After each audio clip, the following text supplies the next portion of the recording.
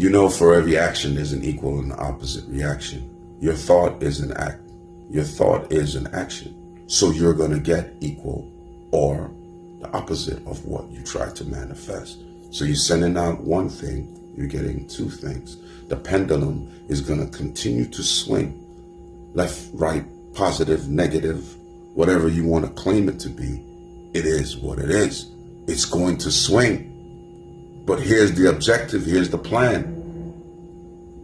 You don't focus on the swing. You stay centered. You neither left nor right. So when the two acts come from your action, you're going to get two reactions, equal or opposite. So when it comes, you're thinking, oh, great, let me focus on the equal. This is what I sent out. No, we primarily focus on the opposite. And that's real talk. But here's the trick.